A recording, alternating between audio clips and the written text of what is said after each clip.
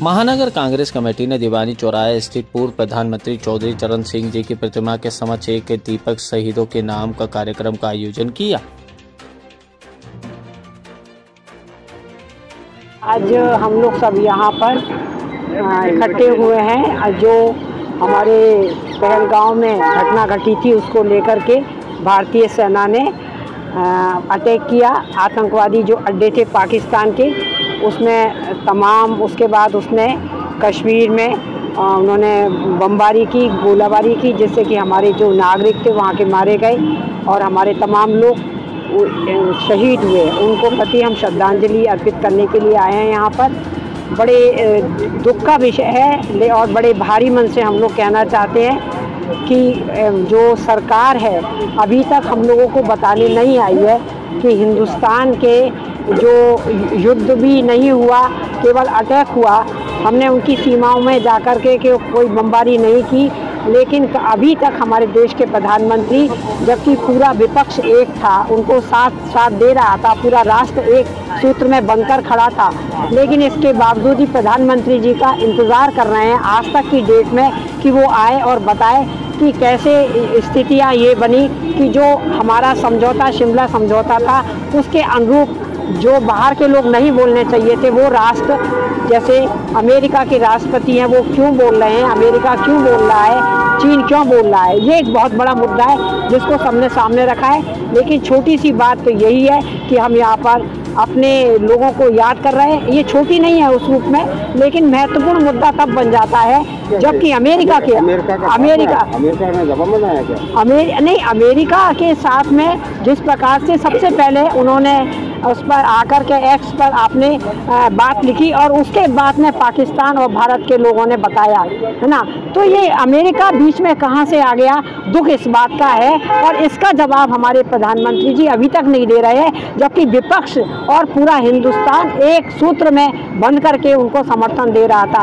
अभी हमारे अध्यक्ष ने कहा, सेना, हमें अपनी जाबाज सेना पर गर्व है और सेना ने जिस प्रकार से मुंह तोड़ जवाब पहलगांव का, जिस प्रकार से ठिकानों पर गोलीबारी की, बमबारी की, उसे जवाब दिया, आतंकवादी मारे गए। लेकिन भारत की जनता दुखी है कि पूरा बदला क्यों नहीं लिया, ये उसके मन में अभी भी टीस है। ऑपरेशन सिंदूर में जिस प्रकार से हमारी भारतीय सेना ने पाकिस्तान को मुंहतोड़ जवाब दिया, एक ही झटके में 6 से 7 ठिकानों पर आतंकवादियों के कैंप को ध्वस्त कर दिया और जो इस सिंदूर ऑपरेशन के तहत जो हमारे भारत के जवान शहीद हुए हैं, आज उनके लिए हम लोगों ने यहाँ पे दीप जलाए हैं। आज देश का बच्चा बच्चा भारतीय सेना के साथ खड़ा हुआ है, लेकिन इस सरकार से जवाब चाहता है कि पहलगांव में जो हमला हुआ वो वहाँ तक आतंकवादी कैसे पहुँचे। हमारा इससे पहले जो 40 जवान मरे थे, क्या नाम है, पुलवामा में आतंकवादी RDX लेके कैसे पहुँचे, ये देश जानना चाहता है। हमारे CDS रावत की हत्या कैसे हुई, हेलीकॉप्टर कैसे क्रॉस हुआ, ये पूरा देश जानना चाहता है। देश ये भी जानना चाहता है कि जो सीज फायर हुआ है वो भारत के कहने पर हुआ है कि अमेरिका के दबाव में हुआ है। ये देश चाहता था कि पाकिस्तान पे, लाहौर पे जाके झंडा फहराया जाए और पूरा देश और विपक्ष पूरी तरीके से इस समय भारतीय सेना के साथ है और भारतीय सेना पराक्रम में कोई तोड़ नहीं। पाकिस्तान के एक दिन के अंदर छक्के छुड़ा दिए, लेकिन नरेंद्र मोदी को जिस प्रकार से अपने दोस्त के कहने पर आत्मसमर्पण किया, ये देश बर्दाश्त नहीं कर पा रहा है। आज देश इंदिरा गांधी को याद कर रहा है कि अगर हमारी प्रधानमंत्री आज इंदिरा गांधी होती तो आज पाकिस्तान, मुझे लगता है पहले 2 टुकड़े हुए, आज 4 टुकड़े हो जाते। भारत के ऊपर जो पहलगांव के अंदर आतंकवादी हमला हुआ, जिसमें 27 लोग हमारे मारे गए थे, उसके बाद जो हम लोगों ने पाकिस्तान पर जो अटैक किया, लेकिन हमने पाकिस्तान के ऊपर अटैक नहीं किया, हमने जो आतंकवादी संगठन की जो गतिविधियाँ, जिनके कैंप हैं, उसके ऊपर हम लोगों ने अटैक किया था। वहाँ के 9 कैंप हम धराशायी कर दिए हमारी सेना ने, जिसमें 100 से ऊपर लोग वहाँ मारे गए। उसके बाद हमारे भी सैनिक वहाँ पर शहीद हुए।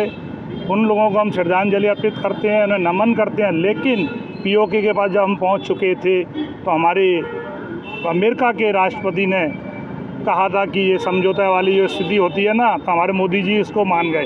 लेकिन अगर जब आपने ये समझौते वाली स्थिति को माना तो एक विपक्ष की भूमिका में आप सबको बुलाते, उसमें आप बात रखते, उसके बाद आप सीज़ फायर पर बात करनी चाहिए थी। लेकिन आपने एक डिसीजन लेकर पूरे हिंदुस्तान की जनता को गुमराह किया है। हम उसकी निंदा करते हैं और उन तमाम शहीदों को नमन करते हैं जो देश के ऊपर शहीद हुए हैं।